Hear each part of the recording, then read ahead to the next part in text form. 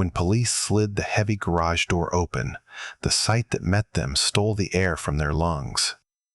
There, in the suffocating darkness, was a magnificent Arabian horse, reduced to a skeleton, and before him, a frail old woman in worn-out ballet shoes, holding a riding crop. The officers stared, appalled, wondering how a human being, especially a woman of such delicate appearance, could inflict such suffering. But later, when the full, tragic story unfolded, those same officers would find tears in their own eyes. But I'm getting ahead of myself. Let's start from the very beginning. In a quiet Detroit suburb, where every lawn was neat and every secret was whispered, one house held a mystery. It belonged to Eleonora, a woman as graceful and brittle as a dried leaf. Every day, she would glide from her porch to a small, windowless concrete garage, and the neighbors would hear it, a strange, rhythmic thud, followed by a shuffling sound, like a heavy secret being dragged across the floor. The rest of her property was a picture of slow neglect. The paint on her little house was peeling like a sunburn, and dandelions dotted the lawn like fallen stars. Yet Eleonora herself was always immaculate. She would emerge in a simple, clean dress, her white hair pulled back in a severe bun, her posture as straight and proud as a queen's.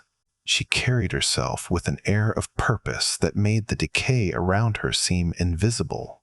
Her neighbors watched her from behind their curtains. They saw her return from the corner store with a single small bag holding a loaf of bread and perhaps a carton of oats. They never saw deliveries. They never saw visitors. Her world seemed to shrink to the path between her front door and the gray, silent garage. The sounds were the strangest part. They weren't random. They had a rhythm. Thud, shuffle, shuffle, thud. It was like a slow, tired dance with a heavy partner. Sometimes, a different sound would break the pattern. A sharp tap, followed by a low, guttural sigh that was too deep to be human. Mrs. A. Gable, who lived next door, told her husband it sounded like someone was trying to move furniture every single day. Young Tim, who delivered newspapers, thought she was a reclusive artist, carving a huge wooden statue inside the little building. No one could imagine the truth. As the weeks turned into a long, hot summer, the whispers grew louder. A faint, unpleasant smell began to linger in the air near the garage, a sharp, bitter scent that clung to the humidity. People started crossing the street to avoid walking past her house. They were no longer just curious. They were worried. Mr. Henderson, from across the street, was a man who believed in privacy. He had lived on that block for 40 years and felt that a person's home was their castle. He had defended Eleonora to the other neighbors. "She's an old woman," he'd say. "She's eccentric. Just leave her be." But he couldn't ignore the sounds or the smell that was now thick enough to taste. He started watching her more closely. He saw how thin her wrists were, how her eyes seemed to look at something far away, something no one else could see.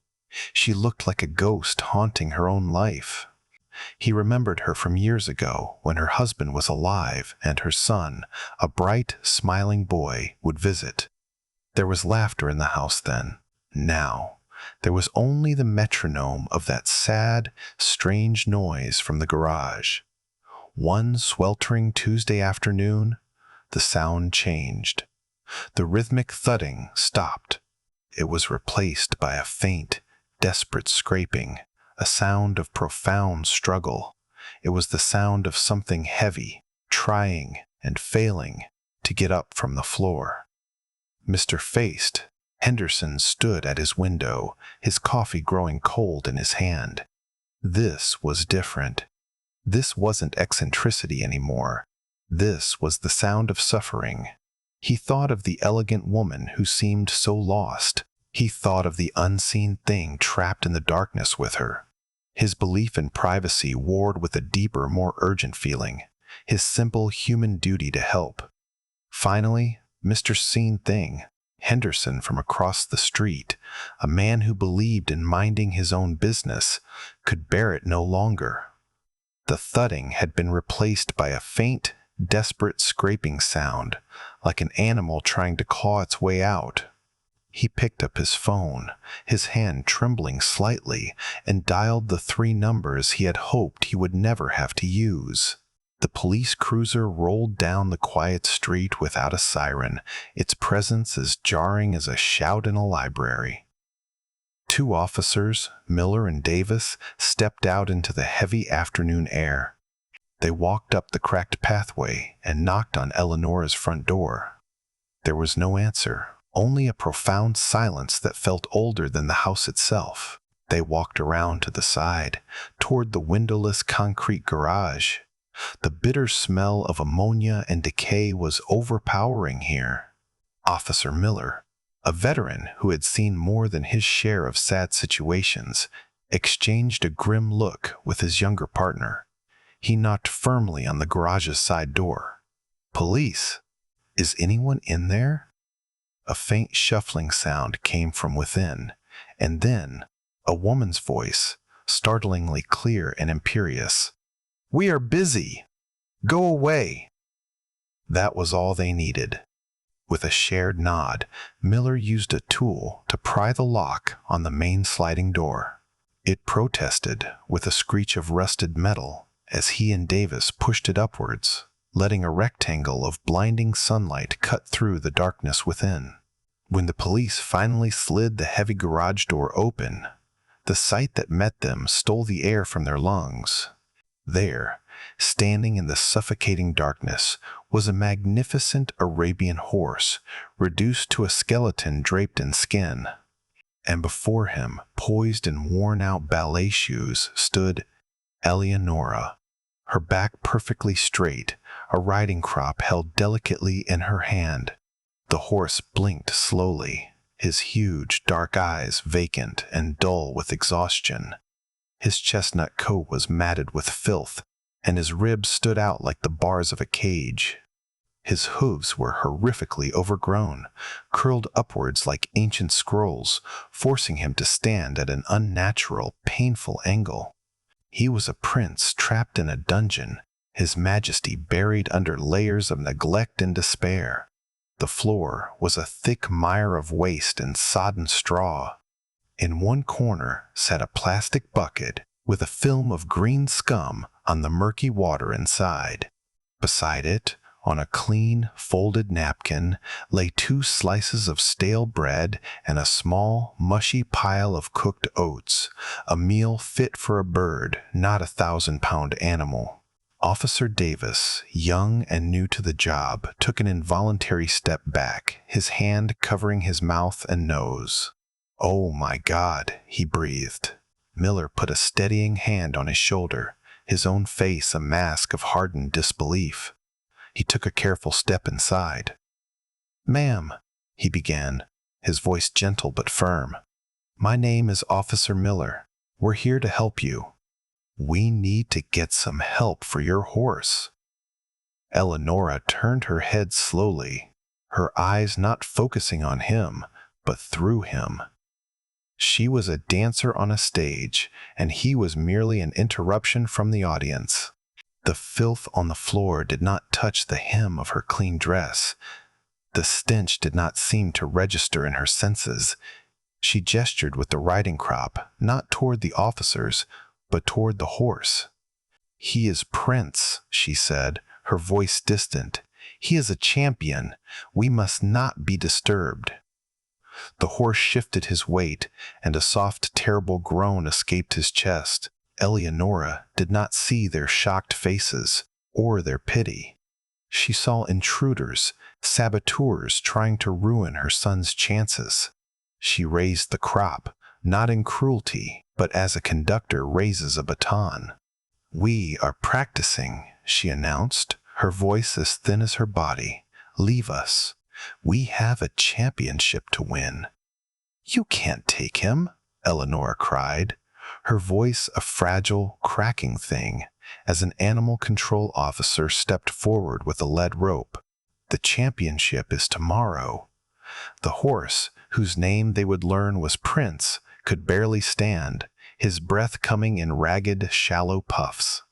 As the vet knelt, his face grim, the word euthanasia hung in the air, a final, merciful ending to a story no one yet understood.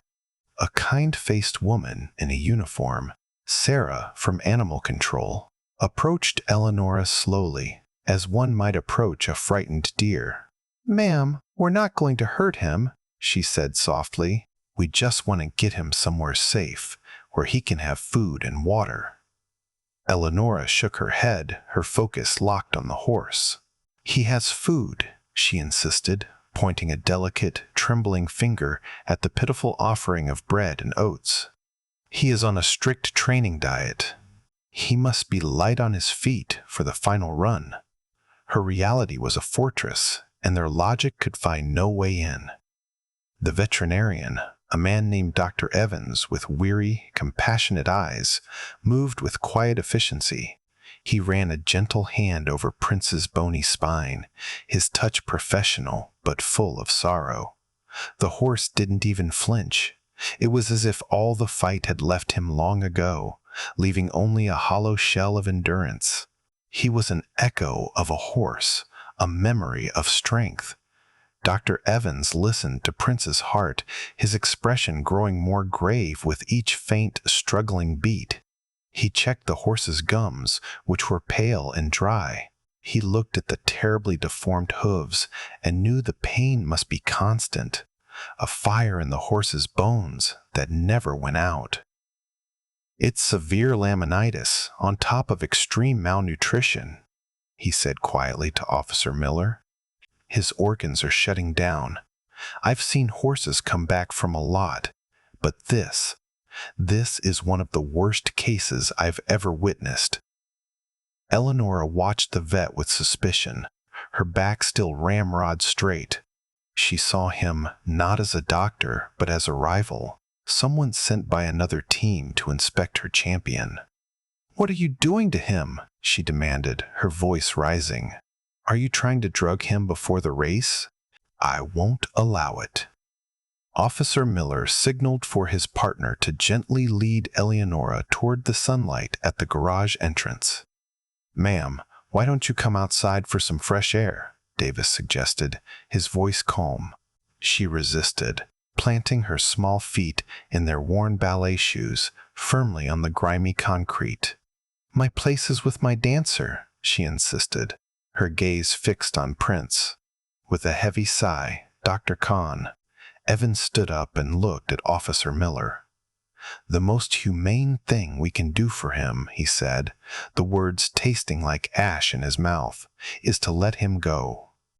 The road to recovery, if it's even possible, would be long and excruciating. It's a kindness to end his suffering." It was a decision no one wanted to make, but the evidence was overwhelming. Officer Miller gave a slow, reluctant nod. "Do what you have to do, Doc." The air in the garage grew heavy and still, thick with the weight of a life about to be respectfully ended. As Sarah from Animal Control gently stroked Prince's forehead, whispering soothing words to him, Dr. Evans returned to his truck.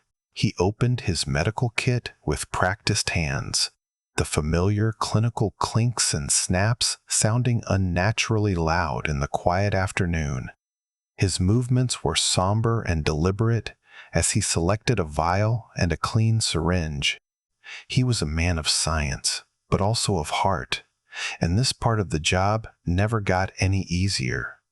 It was an act of mercy, a final gift of peace. While one team tried to gently coax the terrified horse, another officer was dispatched to the main house to document the living conditions and search for any records. He didn't know what he was looking for. Veterinarian bills, ownership papers, anything. He had no idea that back in the garage, the vet was preparing a syringe, believing it was the only kindness left to give. While authorities worked in the garage, an officer searched Eleonora's small, tidy home.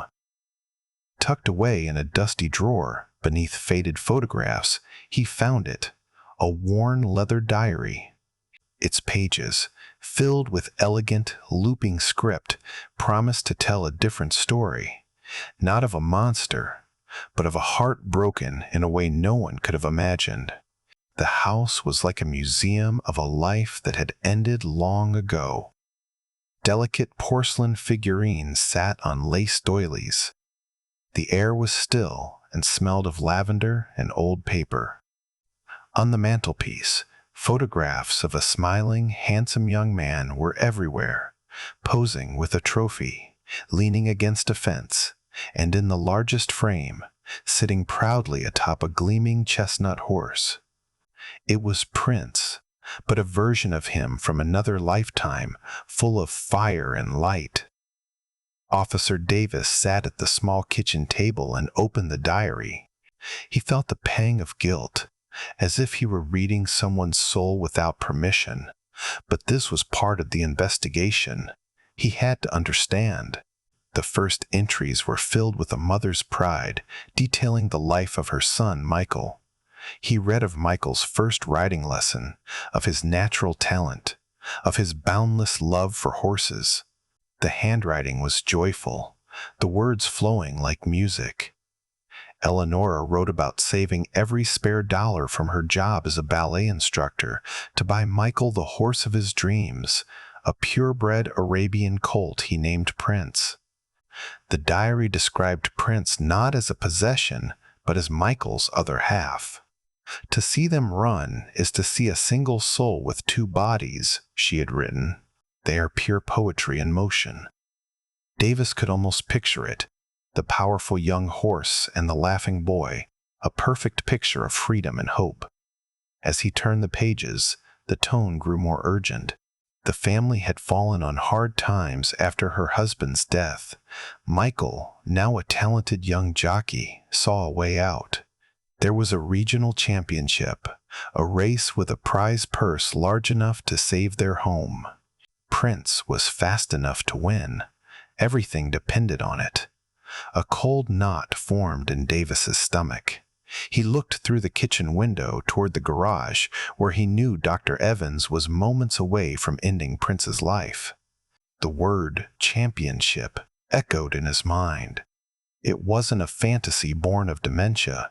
It was a memory, sharp and painful as a shard of glass. He flipped toward the end of the diary. The neat, elegant script became a desperate scrawl, the lines jagged and uneven. He found the entry he was dreading. It wasn't about a race. It was about a training accident, a fall, a frantic call from the track.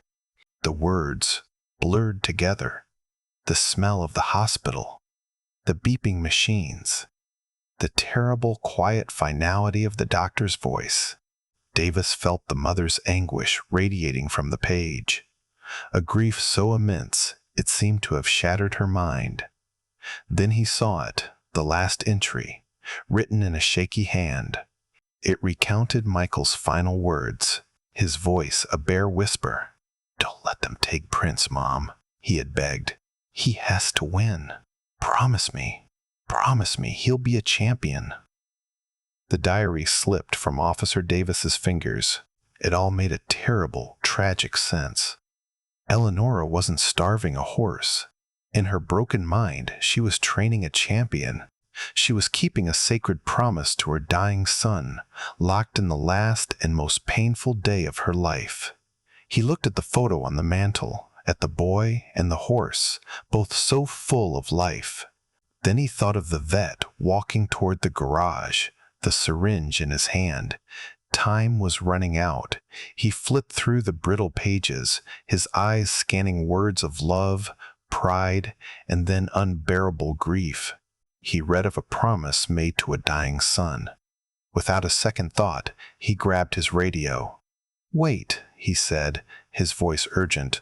"Hold everything. I think we have this all wrong. Wait." Hold everything. Officer Davis's voice crackled over the radio, sharp with urgency. I think we have this all wrong. In the dim light of the garage, Dr. Kraj, Evans, who was just about to approach Prince with the prepared syringe, froze mid-step. He looked over at Officer Miller, who raised a hand, his expression a mixture of confusion and command. The fragile, tense peace of the final moments was shattered. Davis came hurrying from the house, the worn leather diary held carefully in his hands. "You have to read this," he said, his voice low and intense.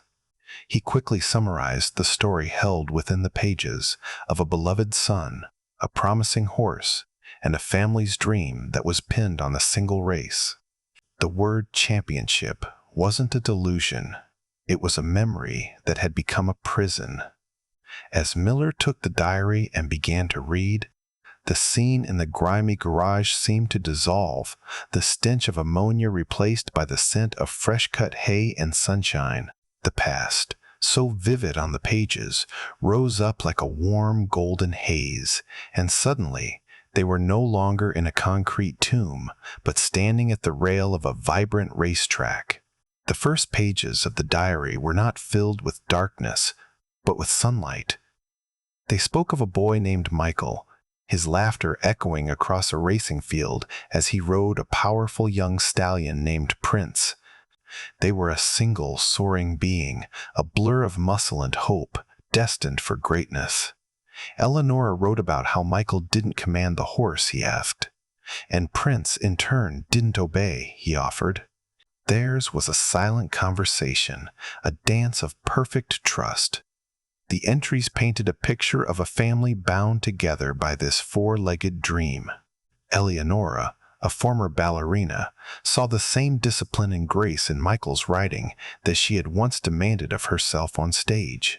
She meticulously planned his diet, his training, his entire life, pouring all her love and ambition into her son's future.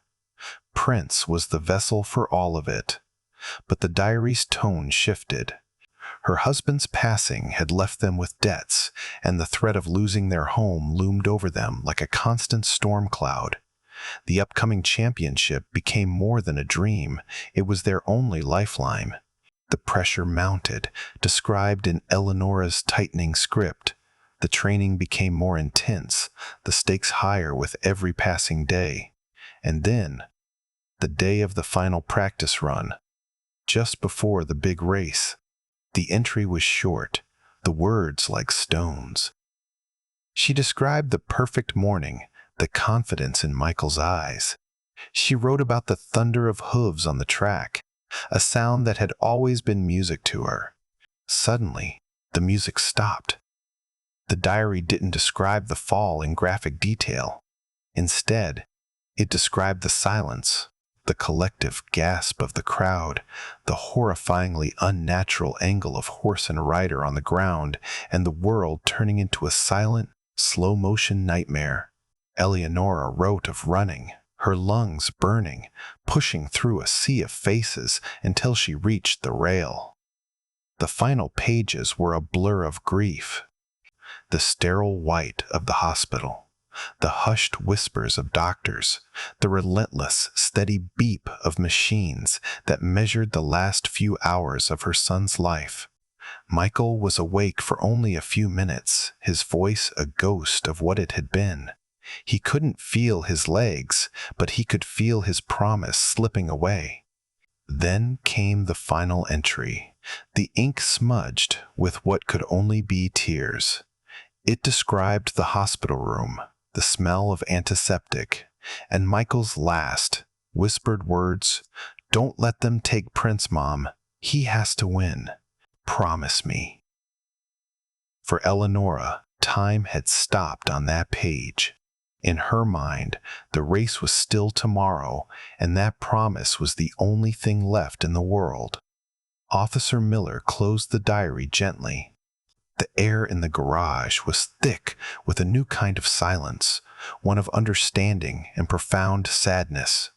He looked at the frail old woman, now sitting quietly on an overturned bucket, and then at the skeletal horse who was the living embodiment of her unending grief.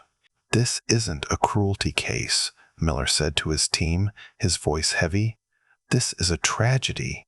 The mission had changed. It was no longer about enforcement. It was about finding a way to bring mercy to a story that had known only pain. Dr. Evans slowly put the syringe away.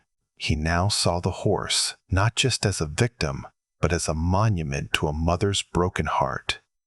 "We need to find her family," he said. "There has to be someone."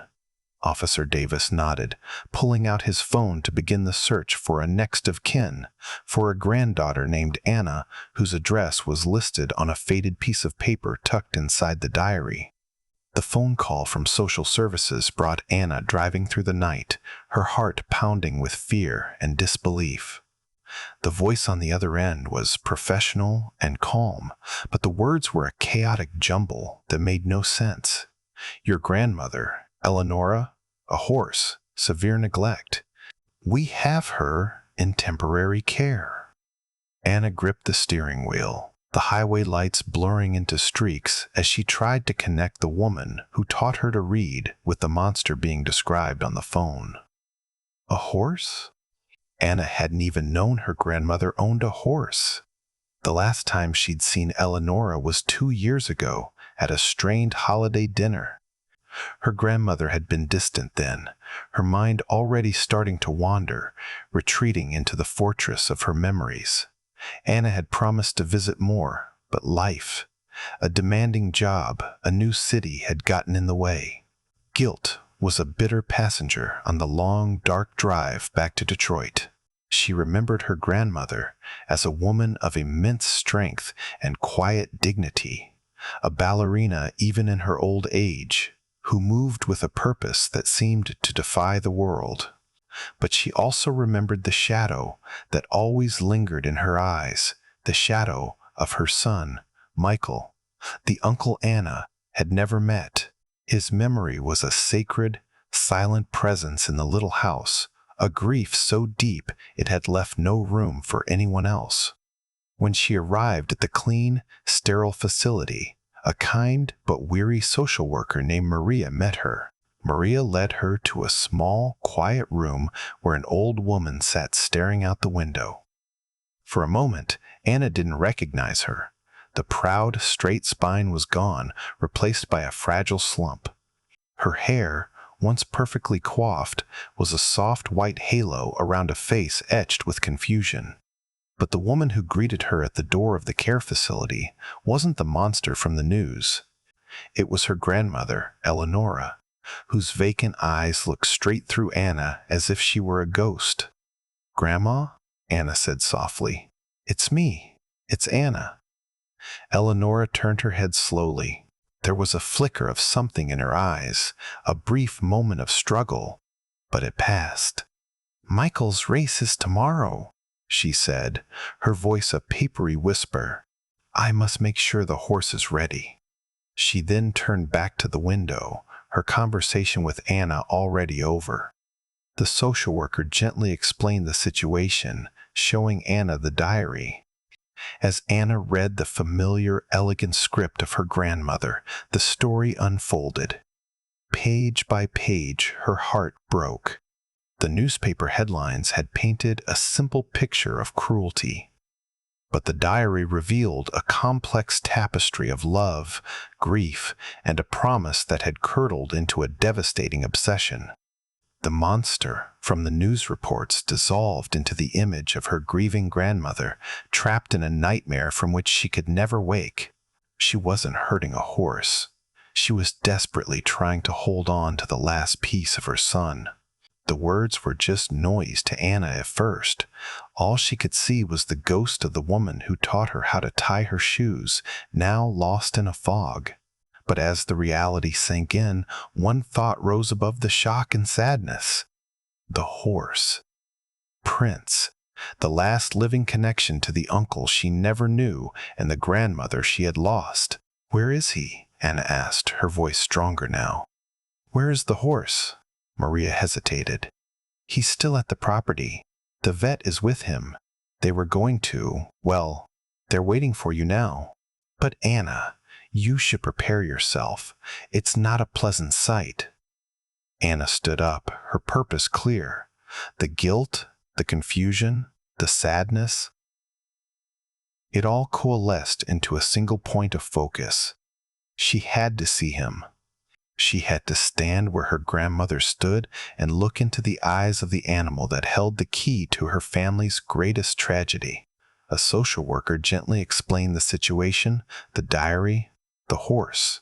But the words were just noise to Anna. All she could see was the ghost of the woman who taught her how to tie her shoes, now lost in a fog. "I need to see him," Anna said, her voice barely a whisper.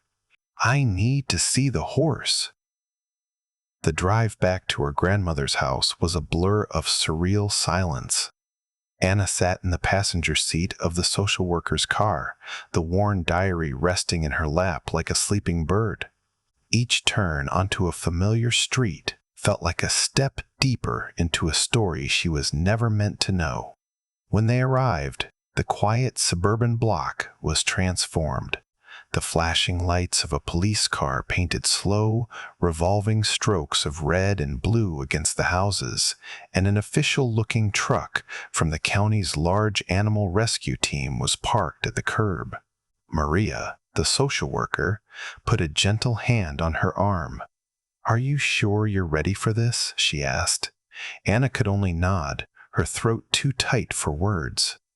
She got out of the car and walked across the lawn, the grass cool and damp under her thin shoes. Dr. Evans and Officer Miller stood near the garage, their conversation stopping as she approached. Their faces were etched with a shared, somber respect. Anna was allowed one final visit to the property before the horse was removed. As she approached the garage, she heard a sound, not a cry of pain, but a soft, pleading whisper, a sound more intimate and heartbreaking than any shout could be. Peeking through the cracked open door, she saw Prince, who had finally collapsed, and her grandmother kneeling beside him, stroking his matted mane and weeping. The horse lay on his side, a fallen monument of skin and bone. His great chest rose and fell in shallow, hitching breaths. He seemed to have finally surrendered. But Eleonora had not. Her tiny, frail body was a study in fierce determination. She pushed with all her might against his bony shoulder, a futile effort, like a sparrow trying to move a mountain. "Please, stand up, my boy," Eleonora begged, her words catching on her sobs. "You have to stand up for Michael. The race is so soon. He is counting on us." She smoothed the dirty hair on his forehead, her touch infinitely tender. "Just one more time. Be brave for him. Be my strong champion." In that one devastating moment, the entire tragedy became clear to Anna with the force of a physical blow. This wasn't cruelty. It was a desperate, broken love, trapped in an endless loop of grief. This was her grandmother, trying to save her son, the only way her fractured mind knew how. The horse was not a victim of her hate, but of a love so powerful it had become destructive. Tears streamed down Anna's face, not of pity, but of a fierce, sudden resolve. She stepped fully into the garage, the dust motes dancing in the slice of light from the door. Her grandmother didn't even notice her. All of her being was focused on the dying animal before her. Doctor. Evans approached Anna slowly. "I'm so sorry you have to see this," he said, his voice low. "We were just about to give him some peace." Anna shook her head, her eyes locked on the tragic scene. "No," she said, her own voice a whisper, but one that carried the weight of a vow. "You can't." The vet looked at her with kind, weary eyes. "Anna, his chances are almost non-existent. His organs are failing. His feet. It would take a miracle." She finally tore her gaze away from her grandmother and looked directly at him. "Then we need to find a miracle," she said, a strength she didn't know she possessed rising in her chest. "He's all she has left of my uncle. He's all I have left of him, too. He is a part of our family." Her words hung in the dusty air, changing the atmosphere from one of sad finality to one of fragile, defiant hope. She would not let this story end in a quiet, merciful death in a dark garage. She would not let this be the end. She would honor her uncle's memory by saving them both. That fragile hope met the cold wall of reality almost immediately. Dr. Evans, moved by Anna's plea, agreed to try. "Okay," he said with a deep sigh. "We try. The first step is to get him to the equine hospital. We'll need a special trailer with a sling to lift him. It's expensive, and the care he'll need, Anna, the cost will be astronomical." Anna's heart sank. She thought of her modest savings account. Enough for a deposit on an apartment, but not nearly enough to pay for a miracle. For a dizzying moment, despair washed over her. Had she just made a promise she had no way of keeping? As the rescue team began to make calls, a local news reporter who had been covering the initial cruelty angle approached Anna with a microphone. He asked for a comment on the horrific discovery. Looking at the camera, Anna saw not a threat, but an opportunity. She took a deep breath. "My name is Anna," she began, her voice shaking but clear. "And that woman is my grandmother, Eleonora." She held up the diary. "This isn't a story about a monster. This is a story about a mother who lost her son, and whose heart and mind were broken by her grief. She wasn't trying to hurt this horse. In her world, she was trying to save him." She told them about Michael, about his dream, and about his last words. She spoke of her grandmother's love, a love that had become lost in the fog of dementia. She reframed the entire narrative, not with excuses, but with the painful, complicated truth. The story wasn't about cruelty. It was about what happens when love has nowhere left to go. That evening, the local news didn't lead with a story of animal abuse. Instead, they aired a quiet, compassionate piece about a family tragedy that spanned a generation. They showed a picture of a smiling Michael on his magnificent horse, and they told the story of a promise that had become a prison. The response was immediate and overwhelming. The station's phone lines lit up. An online fundraising page that Anna set up with the help of the reporter saw its first donation, $10 from a stranger, and then another, and another. The story, once a tale of neighborhood horror, transformed into something else entirely. Donations came in, $1 here, 20 there. A local feed store owner called, his voice thick with emotion, and offered to supply all the specialized feed Prince would need for a year. "My boy rides," he said simply. "I get it." An hour later, the owner of a construction company called. He had a crane and a skilled crew. "We'll be there in the morning to lift him," he said. No charge. The equine hospital, hearing the story, offered to reduce their initial fees. People who had once whispered in judgment now offered to help, touched by the story of a mother's undying, if broken, promise. While this wave of kindness was building, Anna and Maria found a place for Eleonora. It was a memory care facility, a quiet, beautiful home with large windows that overlooked rolling green pastures where other, healthier horses grazed peacefully. It was a place of safety, not a punishment. As the sun set, Anna stood in her grandmother's silent house, packing a small bag with familiar things, a faded photograph of Michael, a soft lavender-scented shawl, a pair of worn ballet shoes. Outside, The rescue team was finalizing the plan to move a 1,000-pound animal who was as fragile as glass. 2 lives, both broken and trapped, were being prepared for a journey. It was a journey funded not by wealth, but by the collective mercy of strangers. The price of that mercy was being paid, dollar by dollar, by a community that chose to see a tragedy instead of a crime. The journey to save Prince began before dawn. A crane, immense and yellow, moved silently into the quiet suburban street, its arm extending like a gentle giant. With infinite care, the crew guided a wide, soft sling under Prince's skeletal frame.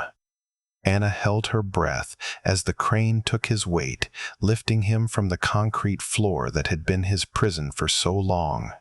For the first time in what felt like an eternity, Prince was suspended, weightless, his painfully deformed hooves dangling free from their burden. He was placed into a specialized transport trailer, and the slow, careful drive to the equine hospital began. Anna followed in her car, her eyes fixed on the trailer as if her gaze alone could keep him safe.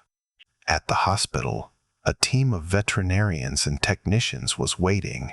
They worked for hours, cleaning his filthy coat, treating his sores, and administering IV fluids and nutrients that dripped life back into him, drop by precious drop. The most difficult part was his feet. A specialist farrier worked with the vets, using X-rays to see the damaged bones within the hoof wall. The process of trimming away the overgrown horn was slow and painstaking. With each cut, they were trying to correct years of agonizing neglect, carefully reshaping his hooves to allow him to one day stand without pain.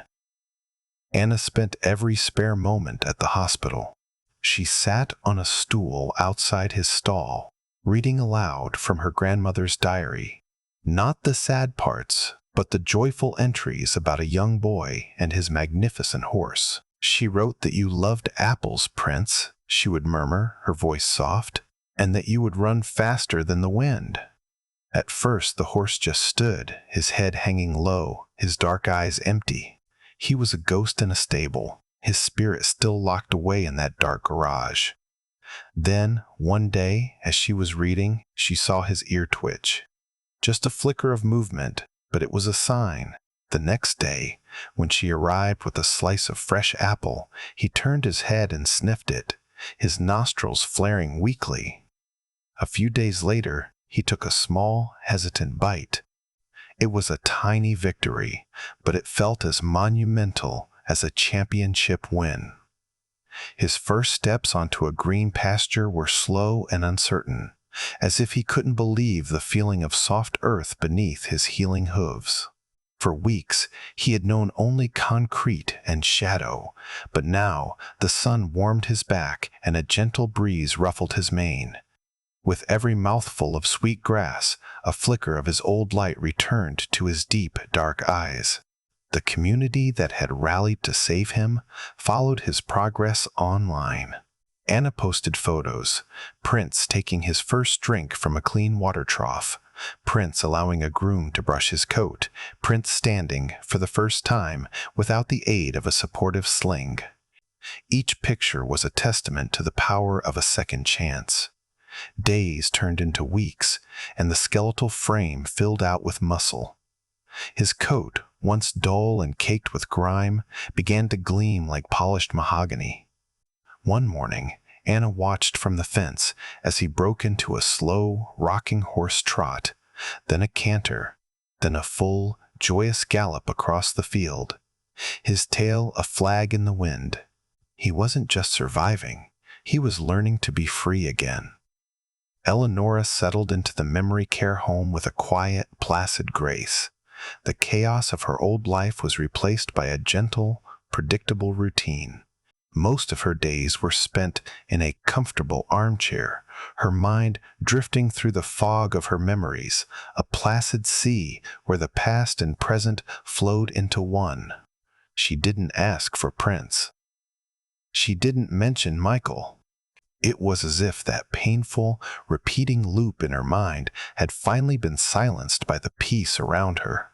Anna visited every other day. She would sit with her grandmother, holding her delicate, bird-like hand, and tell her about her own day. She spoke of her job, of the weather, and sometimes, in a soft, calm voice, she would talk about a beautiful chestnut horse who lived in the field just beyond the window. She never used his name, never connected him to the past. He was just a horse, a lovely part of the new landscape. From her new room at the memory care home, Eleonora had a large window that overlooked a rolling green field. Most days, she just stared blankly, but one bright afternoon, a flash of movement caught her eye. It was Prince, no longer a prisoner of the past, but a creature of pure motion, galloping across the meadow with a power and grace that was, finally, free. He wasn't running on a track. He wasn't training for a race. He was running for the sheer joy of it, his hooves thundering a rhythm of pure, unburdened life against the soft earth. His muscles rippled under his gleaming coat, a picture of strength and spirit reborn. Anna, sitting beside her, watched her grandmother's face. Eleonora's gaze sharpened, her vacant expression giving way to one of focused intensity. She followed the horse's every move, her head turning as he raced from one end of the pasture to the other. A flicker of recognition sparked in her eyes. The fog in her mind parted for just a moment, a tiny miracle of clarity, long enough to see not a champion in training, but a beautiful animal running for the pure joy of it. She saw not a failed promise, but a creature released. The rigid posture of the ballerina returned to her for a moment, her back straightening, her head held high. She turned her head slightly and looked at Anna. For the first time since Anna had arrived, she saw her granddaughter. She really saw her. A faint, peaceful light dawned in her blue eyes. "He's beautiful," Eleanor whispered, her voice clear and lucid. "Yes, Grandma," Anna whispered back, her own eyes filling with tears. "He is." Eleonora turned her gaze back to the window, watching as Prince slowed to a trot and then stopped, his head held high against the blue sky. The ghost of her son, the weight of the promise, the suffocating darkness of the garage. It all seemed to lift from her shoulders, carried away on the wind that ruffled the horse's mane. A single, peaceful tear traced a path down her wrinkled cheek. "He won," she whispered to the empty room, a soft smile gracing her lips. "My Michael's horse, he finally won."